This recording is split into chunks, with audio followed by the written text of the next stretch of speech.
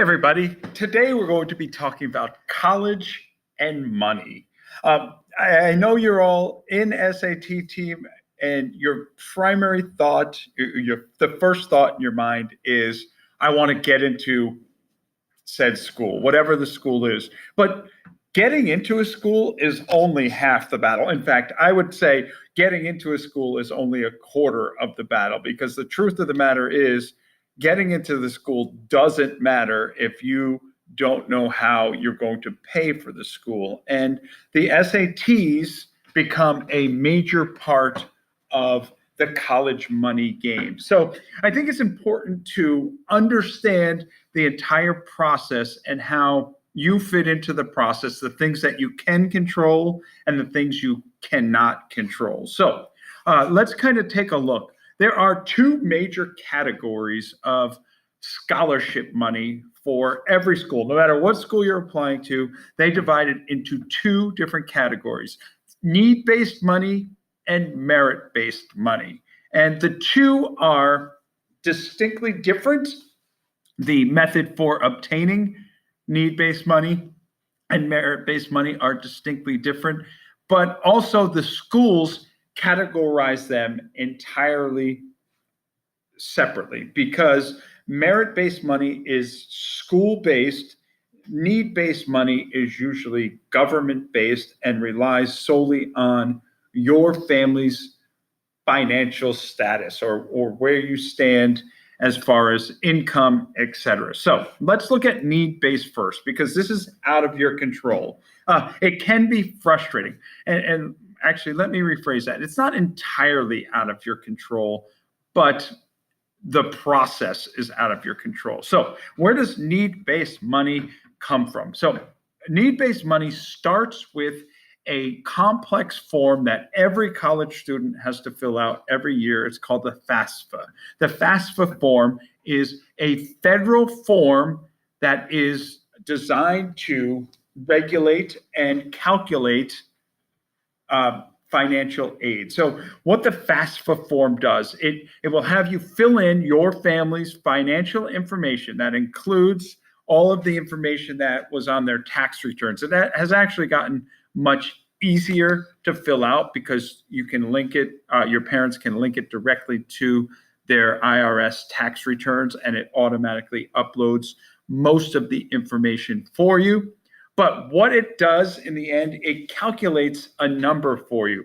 Based on your family income, it gives you this outrageous number of what your expected family contribution will be. And that's usually way, way higher than any normal family can afford. But it's a basis for the colleges to judge need-based money. It also qualifies you for something called Pell Grant consideration. A Pell Grant is designed for low-income students as a way for the federal government to subsidize their education. And in truth, very few people get Pell Grants, especially if you own a house or anything like that. It kind of diminishes your chances for any significant Pell Grant money. It's really designed for lower income students, but if you get any Pell Grant money, that's wonderful. One thing to note, so you'll get this expected family contribution, and you'll have to list your schools on the FAFSA. So let's say I'm applying to 7 schools, because that's the number that we kind of came up with as a solid range of schools to apply for.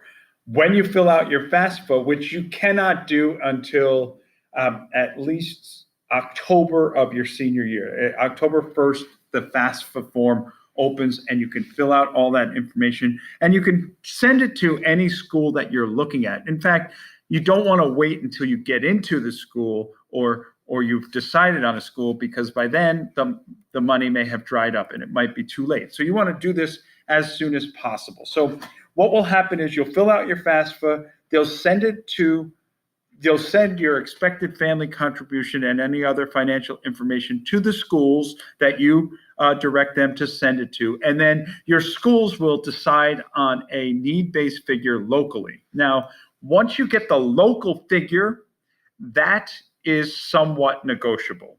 What I mean by that, when you negotiate that need-based money, you can decide you're going to go to a school, and let's say they offered you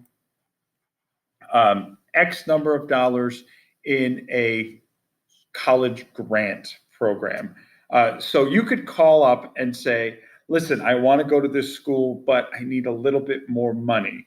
Is it possible to get a little bit more in the grant or something like that? In fact, my daughter's first year at Drew, she got a certain amount of money in their Drew grant program, and I called up and I'm like, listen, we really want to send her there. It's her top choice.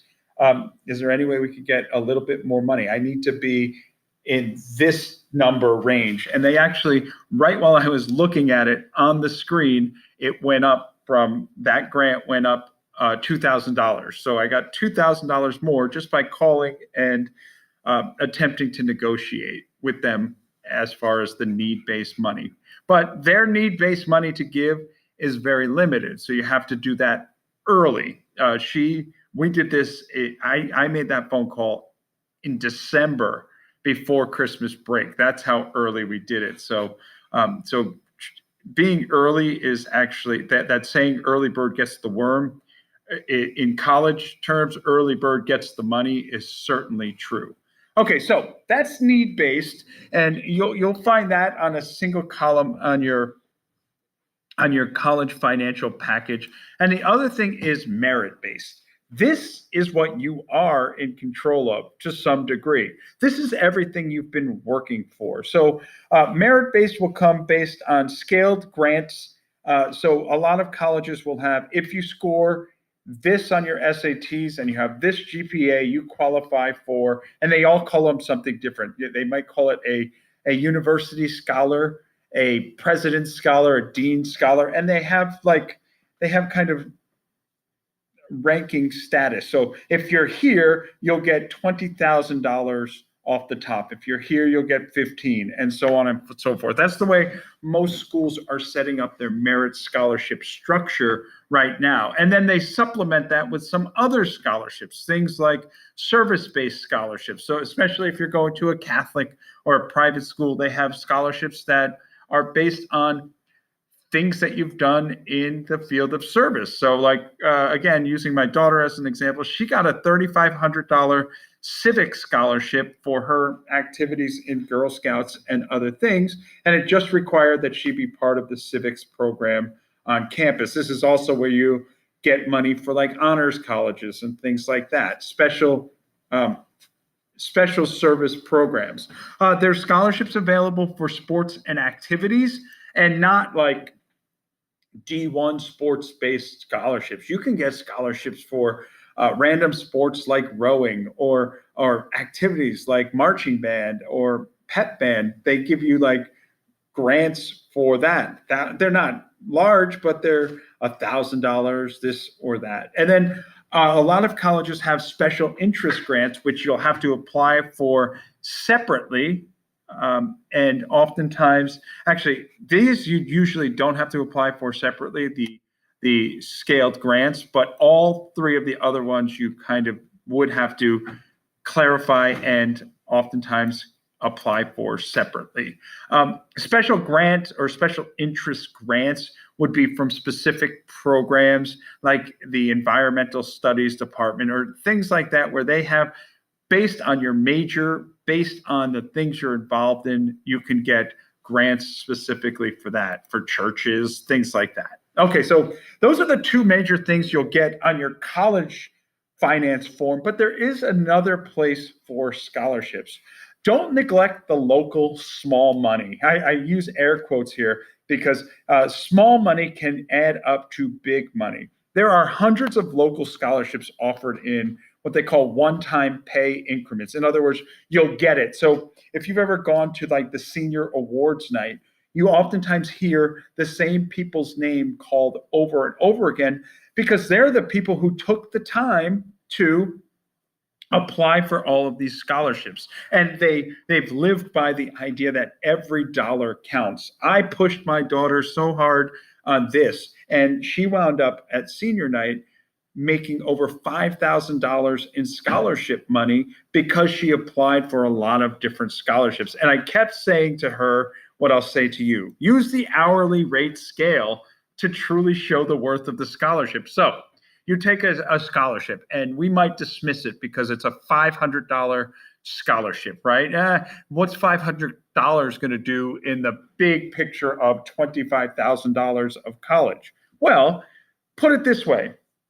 If you spend a half hour filling out the application, writing a short essay, whatever it is you have to do for that scholarship, let's say a half hour, and you get that scholarship, if you put it on an hourly rate scale, you just made you got paid a salary of $1,000 an hour because you won a $500 scholarship and only spent a half hour doing it. So you have to put it into that perspective and ask yourself that question: is it worth my time? And chances are it is worth your time. And now this money, what's great about this money goes directly to you too. It doesn't go to the school, so you can spend it as you see fit. This could be money for books, a new computer, travel if you want to do a study abroad program. You can save this money and use it for anything you want during your college years. In fact, my daughter, again, I'm sorry to keep using her as an example, but she really took this seriously. She bought a brand new Mac with the money that she got from her scholarship, and she took a study abroad trip to Ireland. So a lot of it paid off directly in the things that she could do while she was in college. Okay, so there's other places that you can get money. You're going to see like some websites and things like that. Most of them are very popular, but they also don't yield a lot of return because you have to remember, like, people from all over their country are applying for it. So when you hear the phrases, there's thousands of scholarships out there, you just have to know where to look. The best place to look, the best starting point is Naviance and our guidance department, because they have these local scholarships laid out for you, and there's lots of money to be had there. So again, the money game is as important as the score game. So I want to stress that to you, and I want you to really take this seriously.